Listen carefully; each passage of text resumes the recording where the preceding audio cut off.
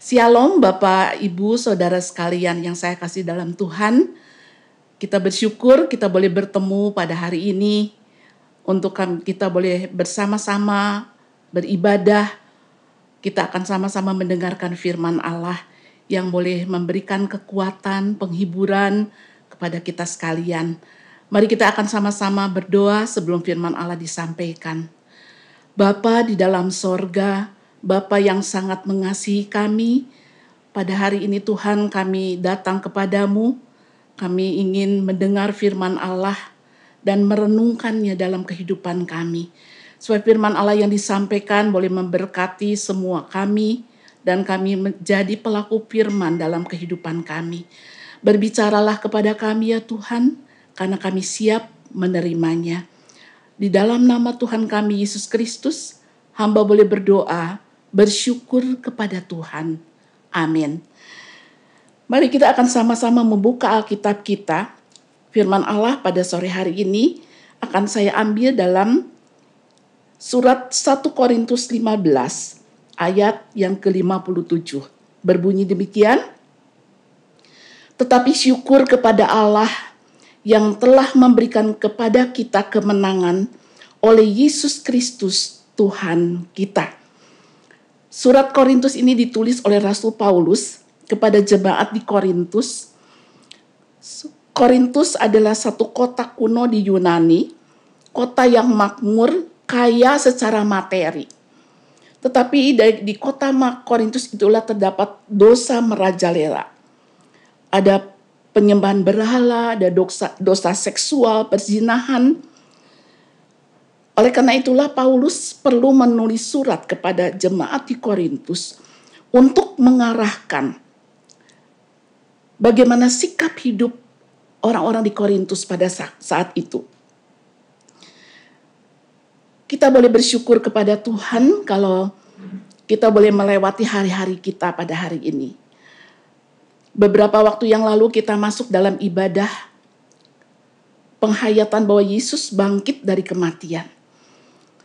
Paulus ingin supaya jemaat di Korintus yang sudah mengenal Tuhan secara pribadi mengalami kemenangan demi kemenangan. Dampak daripada kebangkitan Kristus boleh dialami oleh semua jemaat di Korintus pada saat itu. Bahwa kebangkitan Kristus adalah keunggulan kekristenan. Dalam agama-agama di dunia ini tidak ada satupun tokoh agama, pendiri agama yang pernah mati dan bangkit. Hanya Tuhan Yesus yang kita sembah. Kekristenan adalah menyangkut pribadi Tuhan Yesus yang pernah mati di kayu salib tetapi bangkit dari kematian. Kita bersyukur kita mempunyai Allah yang hidup, Allah yang bangkit, dan Allah yang bangkit, yang hidup itulah yang bisa menolong kita. Kebangkitan Kristus menandakan bahwa Yesus adalah anak Allah. Dan melalui kebangkitan Kristus, ada dampak bagi kita sekalian bahwa suatu saat kita juga akan dibangkitkan bersama-sama dengan Dia. Bapak Ibu Saudara sekalian yang dikasihi Tuhan, dikatakan tadi dalam 1 Korintus 15, tetapi syukur kepada Allah yang telah memberikan kepada kita kemenangan oleh Yesus Kristus Tuhan kita. Kita bersyukur bahwa melalui kebangkitan Kristus, bahwa ada dampak bagi orang-orang percaya. Kita akan melihat, saya akan membagikan beberapa hal. Kebangkitan Kristus memberikan kita kemenangan. Yang pertama adalah kemenangan atas dosa. Bapak, Ibu, Saudara sekalian, kita yang sudah menerima Tuhan Yesus, sudah diampuni dosa. Tetapi karena kita hidup masih ada dalam dunia, seringkali juga kita tidak luput dari berbuat salah. Tapi marilah melalui firman Allah pada sore hari ini, saya rindukan supaya kita semua boleh menang atas dosa. Karena iblis ingin menjatuhkan kita, supaya kita kembali pada kehidupan lama. Tapi mari kita boleh berkata tidak kepada dosa-dosa tertentu. Biarlah suami, istri, orang tua, anak-anak boleh hidup dalam kekudusan. Kalau kita suatu saat berdosa, melakukan kesalahan, mari kita minta ampun kepada Tuhan. Dalam 1 Yohanes 1 ayat 9, kalau kita mengaku dosa kita, maka Dia adalah setia dan adil. Bapak Ibu Saudara sekalian, kita harus berhati-hati dalam situasi sekarang ini. Kalau Tuhan izinkan COVID-19 ini terjadi, karena Tuhan ingin mengingatkan supaya manusia yang sudah jauh dari Tuhan, mungkin sudah menjadi orang Kristen, sudah dibaptis, tetapi masih hidup dalam dosa. Seperti jemaat di Korintus menganggap dosa itu hal yang lumrah, yang biasa. Oleh karena itu, Rasul Paulus perlu mengingatkan kepada jemaat di Korintus bahwa orang-orang yang sudah mengenal Tuhan seharusnya bisa menang atas dosa. Dosa itu bagaikan penyakit AIDS yang tidak terlihat tetapi membawa dampak yang luar biasa. Seperti COVID-19 ini juga dampaknya sangat luar biasa ketika menyerang paru-paru seseorang. Sehingga banyak orang yang tidak tertolong karena gagal nafas, tidak bisa bernapas dengan baik karena virus yang merusak paru-paru umat manusia pada saat ini. Kita yakin, kita percaya, kalau kita sudah percaya Tuhan Yesus, dosa tidak lagi menguasai hati kita. Tetapi seringkali juga kita jatuh dalam kekalahan ketika kita mengikuti kehidupan kedagingan kita, kehidupan duniawi kita. Biarlah kita mengatakan tidak kepada dosa-dosa tertentu. Kita harus berhati-hati dalam situasi sekarang dengan gadget, dengan HP, dengan internet, untuk tidak kita jatuh dalam dosa-dosa yang saat ini merambah di antara anak-anak. Kita sebagai orang tua, mari kita boleh katakan untuk kepada anak-anak untuk mengarahkan mereka untuk bisa mengatur waktu dengan baik. Dosa ada di mana-mana. Kita harus berhati-hati dengan godaan dosa. Amat halus, tidak terduga. Mari kita boleh datang kepada Tuhan, kita mohon pengampunan Tuhan, supaya melalui pengakuan dosa kita kepada Tuhan, Tuhan mau mengampuni dosa umat manusia pada saat ini. Yang kedua adalah, kalau Tuhan sudah bangkit, Dia sudah menang di atas kayu salib. Yang kedua adalah kemenangan atas maut. Maut atau kematian bukan hal-hal yang menakutkan bagi orang-orang yang sudah mengenal Tuhan secara pribadi. Kematian, seperti dikatakan dalam firman Tuhan, adalah tidur. Kematian adalah istirahat dari jerih lelah. Kematian adalah pintu gerbang menuju kekekalan. Oleh karena itu orang percaya tidak perlu takut menghadapi kematian. Karena Tuhan sudah mengalahkannya di atas kayu salib. Yang ketiga, kemenangan atas segala tantangan, kesulitan, penyakit, penderitaan, ketakutan. Mari Bapak Ibu Saudara sekalian, dalam situasi yang tidak mudah saat ini, kita boleh menjadi pemenang. Kemenangan atas tantangan yang kita hadapi. Kita tidak menjadi orang yang putus asa menghadapi hidup ini. Walaupun kita menghadapi masa-masa yang sulit. Mungkin ada yang mengalami kesulitan dalam keuangan. Ada yang kehilangan pekerjaan. Ada yang jatuh dalam sakit penyakit, kekhawatiran. Tuhan sudah menyediakan bagi kita untuk kita lebih daripada orang-orang yang menang. Kita harus menjadi pemenang di dalam segala sesuatu. Paulus dalam surat Roma 8 ayat 37 dikatakan bahwa kita ini lebih daripada orang-orang yang menang. Paulus mengalami penindasan, penganiayaan, kelaparan, ketelanjangan, bahaya, pedang. Tapi Paulus mengatakan tidak ada yang dapat memisahkan Paulus dari kasih Allah. Mari hadapi kesulitan yang saat ini Tuhan izinkan dalam hidup kita. Bersama dengan Tuhan kita mampu. Kita boleh tetap berharap kepada Tuhan. Saya yakin situasi ini tidak akan terus. Selalu segala sesuatu ada ujungnya. Segala sesuatu ada masanya. Dan dalam pengkhotbah dikatakan, segala sesuatu ada masanya. Ada saatnya mungkin kita menangis, ada saatnya kita tertawa. Tapi mari kita boleh menghadapi semua ini bersama dengan Tuhan. Dalam Yesaya 40 ayat 31 dikatakan, orang yang menanti-nantikan Tuhan mendapat kekuatan baru. Biarlah kita tetap berharap kepada Tuhan. Kita boleh menjadi orang-orang percaya yang selalu mendapat kekuatan baru tiap-tiap hari. Berlari tidak menjadi lesu.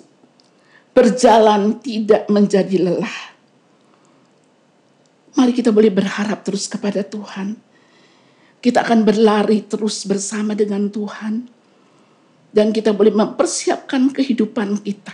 Kehidupan kerohanian kita. Tidak saja kita memikirkan perkara-perkara jasmani. Tetapi terlebih kita harus membangun kehidupan rohani kita. Karena Tuhanlah sumber pertolongan kita. Dia akan mendampingi kita dalam tiap masalah. Mari kita belajar untuk menyerahkan seluruh hidup kita kepada Tuhan. Mungkin ada di antara kita yang mulai khawatir, takut menghadapi masa depan kita. Masa depan anak-anak kita. Tapi mari kita datang kepada Tuhan. Tuhan mengundang kepada kita, marilah. Hai kamu yang letih, lesu, berbeban berat. Aku akan memberikan kelegaan kepadamu. Kekhawatiran, ketakutan membuat kondisi tubuh kita menjadi menurun. Oleh karena itu, Bapak Ibu Saudara, jangan biarkan kekhawatiran itu melanda hidup kita. Ketika khawatir, mari kita serahkan kepada Dia. Dia Allah yang tidak pernah meninggalkan kita. Dan Dia adalah Allah yang peduli kepada kita. Yang keempat, yang terakhir, dampak dari kebangkitan Kristus adalah kemenangan untuk hidup memuliakan Tuhan. Tuhan Yesus ketika Dia melayani sampai akhirnya mati di kayu salib, hanya sampai umur 33 tahun. Umur yang begitu singkat, begitu pendek. Tetapi bagi kita orang-orang percaya bukan panjang atau pendeknya umur kita. Tetapi sudahkah ke dalam hidup kita sudah memberikan dampak, memberikan keteladanan kepada orang di sekitar kita. Hidup Tuhan Yesus selama 33 tahun sungguh-sungguh menjadi berkat bagi banyak orang. Keteladanannya, kekudusannya, begitu kasihnya, belas kasihannya boleh memberkati umat manusia saat ini. Bapak Ibu Saudara sekalian, sebagai umat Tuhan, sudahkah kita boleh menang dalam hidup ini untuk hidup memuliakan Tuhan? Menjadi berkat bagi orang di sekitar kita. Sebagai suami, mari jadi berkat bagi istri. Istri jadi berkat bagi suami. Orang tua menjadi berkat bagi anak-anak kita. Anak-anak boleh menjadi berkat bagi orang tua. Bagi saudara seiman. Bagi tetangga-tetangga kita. Dimanapun kita berada. Hidup kita boleh memuliakan Tuhan. Kita harus mempunyai hidup yang berbeda dengan orang-orang yang belum mengenal Tuhan. Kalau orang-orang yang tidak mengenal Tuhan, mereka putus asa. Mereka menjadi orang yang tidak berpengharapan. Tetapi mari kita harus mempunyai hidup yang berbeda. Ketika kita belajar hidup mempermuliakan Tuhan. Warisan apa, keteladanan apa yang kita bisa tinggalkan kepada orang-orang di sekitar kita. Ketika suatu saat kita dipanggil pulang ke rumah Bapa di sorga. Mari Bapak Ibu Saudara sekalian, dalam suasana yang tidak mudah pada saat ini, kita harus tetap hidup dalam hadirat Tuhan. Hidup memuliakan Tuhan dengan mempunyai sikap yang berbeda. Yaitu kita tetap belajar bersyukur kepada Allah dalam tiap situasi yang Tuhan izinkan. Kita boleh memberikan sukacita kepada orang di sekitar kita. Juga kita boleh belajar berbagi kepada orang-orang yang membutuhkan kita. Tidak saja melalui materi yang Tuhan percayakan kepada kita, tapi juga melalui doa-doa kita kepada Tuhan. Untuk orang-orang yang membutuhkan kasih kita, pertolongan, supaya kehidupan mereka juga boleh ditolong oleh Tuhan dalam menghadapi situasi sulit. Mereka boleh diberikan kemenangan. Mari Bapak Ibu Saudara sekalian, biarlah firman Allah pada sore hari ini boleh memberkati kita. Kita bersyukur kita mempunyai Allah yang bangkit, Allah yang hidup. Dan Allah yang hidup itulah yang sudah menang di atas segala-galanya. Dan dampak kebangkitan Kristus bagi orang percaya adalah kita harus menang atas dosa. Yang kedua, kemenangan atas maut, atas kematian. Yang ketiga, kemenangan atas pencobaan, tantangan, kesulitan yang kita hadapi. Ketakutan, kekhawatiran. Kita boleh menang di atas segala-galanya. Yang keempat, mari kita hidup mempermuliakan Tuhan dengan apapun yang kita bisa lakukan. Kita boleh menjadi berkat bagi orang di sekitar kita dengan hidup memberikan keteladanan, memberikan sikap yang mempermuliakan Tuhan. Biar kita boleh menjaga hidup kekudusan kita, karena kita sedang menantikan kedatangan Tuhan Yesus yang kedua kali. Amin. Mari kita sama-sama tundukkan kepala. Kita akan berdoa. Bapa dalam sorga, Bapa yang kami kenal dalam pribadi Tuhan Yesus, yang sudah bangkit dari kematian dan hidup. Kami bersyukur kami punya Allah yang hidup. Allah yang hidup itulah yang dapat menolong kami ketika kami dalam kesulitan, ketika kami dalam kesedihan, kekhawatiran, ketakutan. Kami bersyukur ya Tuhan, kalau Tuhan sudah memberikan janji kepada kami, untuk kami boleh menjadi orang-orang yang menang di atas segala penderitaan, di atas segala kesulitan yang kami hadapi. Dalam situasi yang tidak mudah yang kami hadapi saat ini. Tuhan, kami rindu. Tuhan yang memulihkan negara kami. Tuhan yang memulihkan supaya COVID-19 ini boleh segera berlalu. Kami rindu, kami ingin kembali beribadah bersama-sama di gereja. Tapi kalau Tuhan izinkan sampai saat ini Tuhan, kami boleh tetap beribadah kepada Tuhan, walaupun kami beribadah di rumah. Biarlah firman Allah yang disampaikan oleh hamba-hamba Tuhan boleh memberikan kekuatan kepada semua anggota jemaat GGP Maranatha. Tuhan yang menolong kalau ada di antara kami yang sedang menghadapi kesulitan ekonomi. Tuhan yang memberikan penghiburan kekuatan. Dan Tuhan juga yang menolong, membukakan jalan keluar. untuk kesulitan yang kami hadapi, untuk anggota jemaat kami yang dalam keadaan sakit, dalam pergumulan apapun. Kami percaya, kami punya janji Tuhan, bahwa Tuhan tidak pernah membiarkan kami. Tuhan tidak pernah meninggalkan kami. Terima kasih Tuhan untuk firman-Mu. Ampuni segala dosa kesalahan kami. Sebagai istri, sebagai suami, sebagai orang tua, sebagai anak-anak. Ampuni dosa bangsa kami Tuhan. Kami percaya Engkau pulihkan negara kami. Kau pulihkan ekonomi kami Tuhan. Supaya kami boleh kembali bisa bekerja, berusaha, berbisnis. Anak-anak kami boleh kembali ke sekolah, ke perkuliahan. Kami percaya suatu saat segala sesuatu ini akan segera selesai. Dan kami boleh melihat kemuliaan Allah dinyatakan. Terima kasih Bapa.